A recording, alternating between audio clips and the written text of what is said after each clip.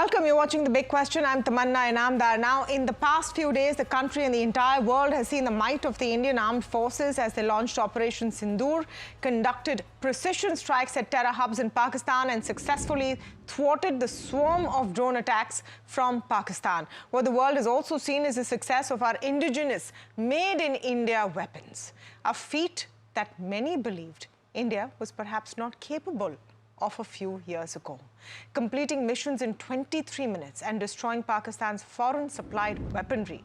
These have all been the result of made-in-India weapons. Now, this is the important perspective to look at in context. India has been an importer of arms for the last several decades. Our nation has relied heavily on foreign imports to meet our defense needs, making India the second largest arms importer in the world, with indigenous capabilities playing a limited role. In fact, indigenous defense production was often viewed as slow, uncertain, or symbolic. But that perception is now being rewritten. From a 65 to 70% import dependency, India has come down to 35% and aims to become a net exporter in the next few years. Defense exports are up by 34 times over 11 years. Defense production has seen an almost 3x increase. Now, while efforts have been underway to build self-reliance, Operation Sindoor marks the first significant test of these capabilities in action. For the first time, India's indigenous weapons were tested not just in trials, but on the battlefield. And they delivered. Some of the indigenous stars of Operation Sindoor were the Akash missile system, the Nagastra-1 kamikaze drones, ISRO satellites that kept surveillance and Indian citizens safe. These weapons not only defended, but also neutralized enemy weapons like the PL-15 missiles of Chinese origin, Turkish origin drones, and much more. So understand it like this: while the enemy had to import and was using weaponry made by China, by Turkey, India was hitting back, striking back, and defending, of course, with technology with our partners, but largely with indigenous weapons.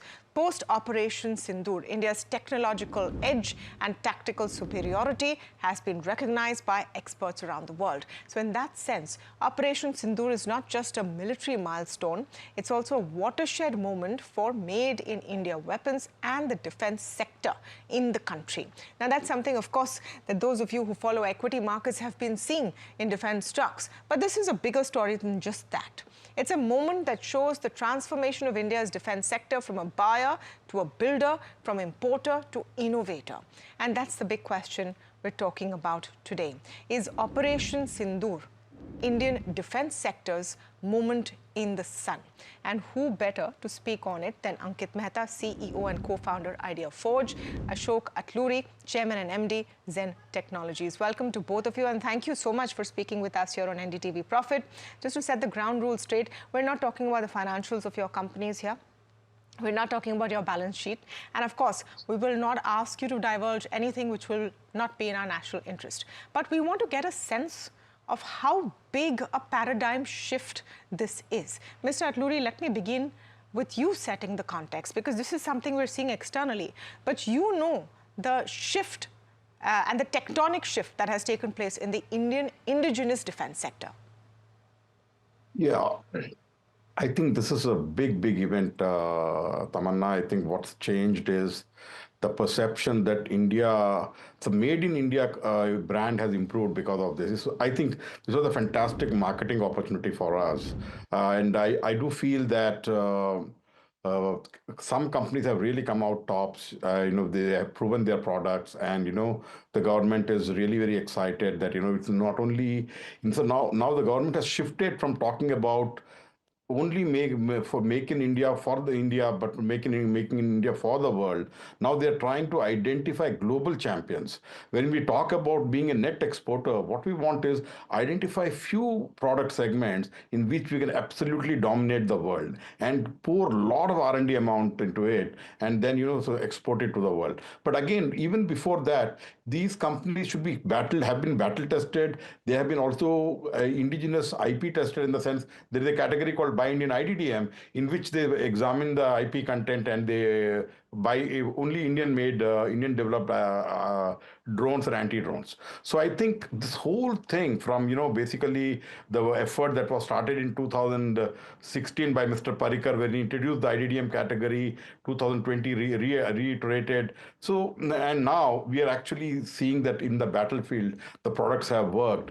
This is a huge, huge thing. And I think the days for India to become a major defense player, not a made, so, when people say make in India, I do get a little irritated. It is design, develop, and make in India. The IP is owned by us. We are not just partnering with it. So that's one category. Of course, there are other categories, as you said. We are collaborating with foreign players to develop locally and then sell it. Yes, but this is a complete India game now.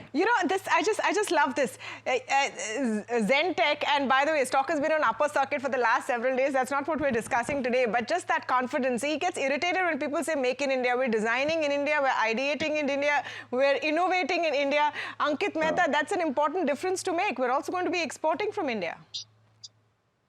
Absolutely. I think what Ashok sir said, I think it's really, really important that we recognize the fact that India is no longer dependent entirely on the rest of the world to give it technology. I mean, I completely second his sentiment that it is actually very, you can say, demeaning to the Indian technology in the Indian context, where we are trying to say that we can't actually build technology in India when we have some of the biggest and the best global institutes in the country that have done us so proud in the rest of the world. The same talent, if it can do well there, then we can do stuff here as well. And that's what we are showing over the last 20 years at Idea Forge. That's what we've been doing. We've been building not just technology in the country, but we are also building some of the best capabilities in the world in the categories that we build for. I think that confidence will see a huge boost now. And we will see more people coming into this area, and we will see that more people will have the courage to not just get stuff from outside, but to make it such that it can be relevant for the rest of the world. And India is a great testing ground for that. In India, we have to make technology that has to work, not just now. We have tested them in real conditions, real crisis, or a real moment of, you can say adversity with our neighbors, but we also have to build for them in the peacetime to work in some of the highest operating environments in the world. We are talking about flying at more than or operating at more than 6,000 meters, operating at minus 30 degrees, minus 40 degrees, operating in the deserts of Rajasthan, operating in the marine environment of our country. So building technology in India is really a testament to building very high quality stuff that actually works and can work anywhere else in the world as well. So, Ankit, let me just take a follow-up from you. You've echoed what Mr. Atluri said, that why this idea that, it can't be built in India, because it hasn't been. Let's be honest, things have been very different. And Make in India before Operation Sindoor was a great idea. But now the theory has been proven by the practical. So people need to see the practical to see that it's really working, which is why I'm asking, is this the paradigm shift? Is this the moment in the sun for the Indian defense industry? Ankit, that question to you first. For a war scenario, yes. But if you look at what we've been doing in India, and we've been combating militancy, we've been combating terrorism for a long while now. And the technologies we have created to combat militancy, terrorism in our country, they are also showing up in a very big way. We will see incidents, but the amount of development, process, method, technology that has been conducted, and a lot of it homegrown for doing these operations. Again, India has actually real world tested systems that have helped catch militants, insurgents in many, many operations out there. So that is one part of what we are very good at. We have proven capability there. But now with what has been battle tested, again, we get to a new moment under the sun where it will be recognized globally, and we will see that our technology will be trusted as well. Mr. Atluri, for the longest time, the biggest news on the defense sector used to be deals that were inking with, and this was part of state visits, where you'd be inking deals with a European nation, with the United States, with Russia. And there was always this idea of transfer of technology, TOT. Ashok Atluri, the question to you. Where it would be, okay, India will get some transfer of technology in return for these large orders that we're giving. Has that TOT built the base of what we're seeing today, or is this an indigenous PLI incentive scheme-backed push that we're seeing? How exactly has this gotten the Kickstarter it needed? I think the products that we have developed are my personal view is that it's completely indigenously developed. Companies like Ankit's IdeaForge, there's some other companies in drone segment, and Zen Technologies has been the forefront on R&D, and we have been working on a counter drone system since 2018, when there was complete silence about anti-drone systems. We were talking about anti-drone systems. What I think is whatever have been battle tested were completely indigenously developed. Some of the product, but some products, of course, have been imported. But I think this has the key, the paradigm shift here has been that India can develop and it works in the actual war. That confidence that the government must have got from now. So the follow-up action should be, the one thing any startup or any even existing player wants is, what is it, we want orders to come in a regular flow. And we want to build our capacities for a full-fledged war. Somebody was asking what kind of capacity should India have. We should think of a multi-front war from all our enemies, and we should say that if the full-fledged war is going and the expenditure of the ammunition, the equipment happens on a per-day basis, we should be able to replace. The industry should be able to replace. That is the capacity that we need to build, and government has to come forward, and especially in some certain segment, they should say, listen, this is the spare capacity you need to keep for a full-fledged battle kind of scenario. I think that confidence has come in after this event, and we feel that we feel almost redeemed that we bet big onto the IP development for the country. Oh, redeemed and how? Redeemed and how? We're putting that up on our screen.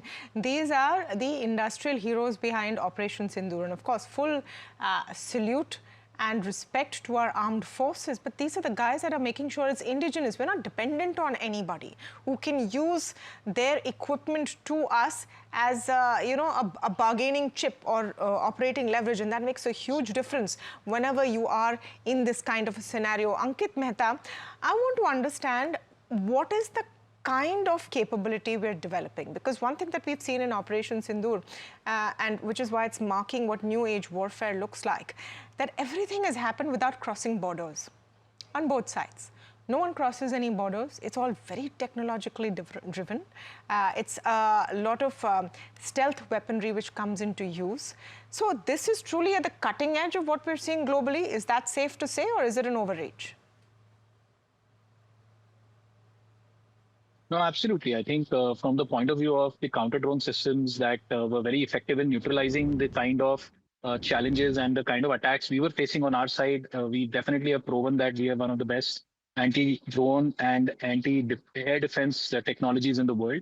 And some of it is indigenous, some of it we have gotten from our partners, some of it is legacy systems as well. And all of them worked in a layer format to prevent an attack on our soil and our territory. And on the other hand, if you look at what we attacked with, again, I think the technology has to be there to do the kind of precision attacks that we have done on the other side, where we have been almost inch perfect in terms of what we targeted and where those munitions landed and how they were able to create the necessary damage that we were seeking on the other side. So yes, technology now going forward will entirely be dependent on the use of the aerial power, the unmanned systems, both in terms of attack and in terms of defense. They will be required, and they are also required even before any of this starts. They're required to gather the intelligence on the other side. They are supposed to operate in our territory and get us intelligence of what is happening on the other side, so that we can get the right kind of targets to look at the kind of targets that we can zero in on to ensure that we are able to be precise in what we are doing. And that precision is something that was very, very critical in India's operation. The ability to maintain that we have been very precise and very, very specific in what we did, I think is a huge win for our country. And that's the future, where we are going to do in any war scenario an end effect that is very clear, that it achieves its precise objective and does not cause too much collateral damage. And that's going to be very important as we make sure that we get rid of the challenges that we face from across the border. A precision without collateral damage. I mean, that's really the kind of thinking we want. Mr. Atluri, just want to understand the extent of technology and how we would compare to say what we now know and see across the world. Because it's one thing for us to say, and Operation Sindoor has shown that tactical excellence as well. But in terms of just pure hardware, weaponry, technology and capability, how do we compare to some of the biggest defense producers of the world? So in terms of counter drones, I think we are absolutely there, and because we have demonstrated it. We need better integration with the weaponry system that we have. That's an ongoing process at this point. That's a proven process. I wish the armed forces accelerate the induction of that. But again, we are absolutely on and absolutely in top one or two as far as the counter drone technologies goes, ability to intercept, and very preemptively. One of the things that we did was lot of problems that the procurement process now we're facing is they are buying counter drone technologies with commercial drone capabilities. That means to say only DJI drones or something which fly at 2.4 or 5.8 gigahertz are being stopped.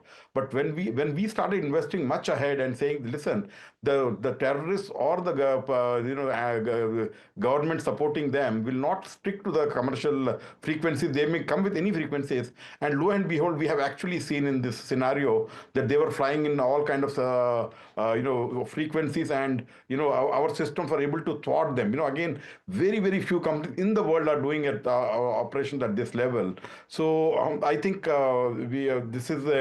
this was really proven that what we are giving is not a second kind of thing. It's absolutely in the top of the products in the world. And Mr. Atluri, may I point out, without any media spotlight or glare, I mean, you and I speak pretty much every quarter, and of course we discuss your numbers, and sometimes you talk about what the new products, etc. are, but not just you, for the industry as a whole, no media spotlight, no glare, no information on what India is really building till it is in action, and that also becomes a very important part. Very frankly, when this thing came, our guys are there supporting the armed forces at the place of action. So the general feeling in Zen was, this was the moment we have been built for. And we were completely all out, saying what can we do at this point in time to support the Indian armed forces to win the war. And I think that commitment is much more than the the orders that we are getting, the thing that I could see that when companies that are not having that high agency, that factor of that patriotism, will actually, when the war comes, they want to back out, which is kind of strange. So we are, I mean, this is the time we really put your heart and soul in supporting the government. So I think we, as a company, it also kind of proved to us that, these guys were actually fighting with each other to go to the fronts. So, I think we are very lucky in that way that company is, completely committed by heart and soul to ensure that India wins every war, not only now, but in the future also. Just amazing to hear. That's just amazing to hear, because it's intertwined. It's nationalism, patriotism, of course, profits, balance sheet. You are a listed company, so there will be that scrutiny. Ankit Mehta, we've hopefully got your line back. Just this point of how we compare with the best in class, because that's also important. We shouldn't lose sight of that bigger picture there if you want to continue to excel at this pace. No, absolutely. So if you look at technology, particularly insofar as drones are concerned, and Ashok sir mentioned regarding what is happening in counter drone, but insofar as drones are concerned, there are many categories. There are categories that you can create that can launch from the palm of your hand, that can observe the target right in front of you, maybe a house or something else. And then you have drones that can operate from 5 kilometers away to go to the house and observe it, or maybe from 100, 200, 300. So it depends on from where you want to take off and go and observe your target. And each category has different roles as well. Some have the ability to observe the target, some have the ability to attack the target, and some will have the ability to have some kind of other sensing that may be required in that area. So in different categories, our drones will compare to different players in the rest of the world. And if I talk about this palm launch drones, I think India has just started. So that category, perhaps we are just getting started in the country. But if you look at one category that exists between 5 to 20, 30 kilometers, I think India has the best drones insofar as intelligence, surveillance, and reconnaissance are concerned in this category. Some of the drones that we build outperform what the rest of the world builds by a significant margin in terms of capability. Then there is a capability above that. Again, India is getting into that category right now, and we will progressively build the best in the world as well. So there are some categories for which we are already very, very good, and there will be categories that progressively we will become better at. And I think this experience in the war will also make sure that what you build is resilient and is capable of operating in the kind of environments we are going to see in the war. Going forward, we will need resistance to electronic warfare equipment on the other side. We will need resistance to making sure that we have capability of upgrading the intelligence of our systems in the field so that, like Ashok sir said, we need people on ground to make sure that they can adapt to any situation as it evolves on the ground. So there are many learnings, and those learnings have to be translated into what we buy, and that is what's going to drive us and propel us to be ready for the next wave and the next iteration of what can happen. So this becomes crucial in the next iteration. Ashok Atluri, what needs to be done to push us to our goal of being export surplus country in the defense sector by 2047? I think we'll revise it to 2027. I think we should be really working very fast, and and I think what the government has already done: easy policy rules, PLI schemes, banning of import. These are the kind of steps, and IDDM. If you get these things right, and then they insist that indigenization should happen, the IP should be Indian. I think we will be on track. And very frankly, Tamanna, we are almost there in the sense that 2047 looks very, very far away. I think by 2047 we will be really. I personally think we'll be the largest economy in the world. But if we should get the policies right, where these, and now the policies are right. What the industry needs is the proven technology, people who have done. Please start giving them large orders so that they build the capacities.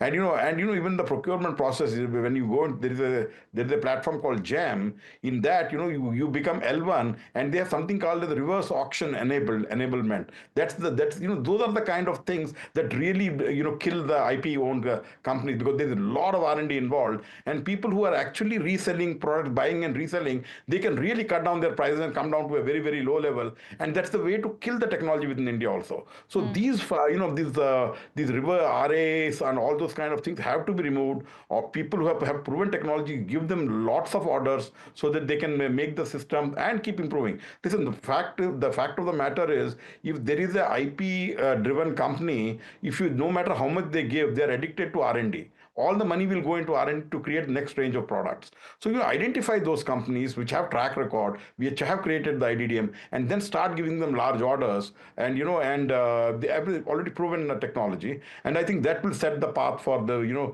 global domination in certain categories. Again, we don't want to be dominant in all the categories, but certain like drones, counter drones. We are also good at training simulation. We are the best in the world in training simulation, and robotics that we are trying to get into. So get to dominate. The Pareto. These are the Pareto fields in which, if we dominate them, we'll definitely become one of the largest exporter of defense goods in the years to come. I appreciate that, Mr. Atluri, but having said that, there is a tried and tested system of procurement in India, and looking at the history we've had over, the history of the nation, really, for the defense sector especially. I think if there is a transparent, tried and tested process, yes, it might be a little painful for you as an innovator, but that's part of what is important in a democracy as well. I'm sure you will appreciate that. But just fantastic speaking with both of you. Thank you so much for your time. This has been a very enjoyable conversation. IdeaForge CEO and co-founder with us today, Ashok Atluri of Zentech, also speaking with us on the watershed moment, the coming of age, really, of the Indian defense sector. That's all the time I have on The Big Question, but stay tuned. A lot more coming up on the other side on NDTV Profit.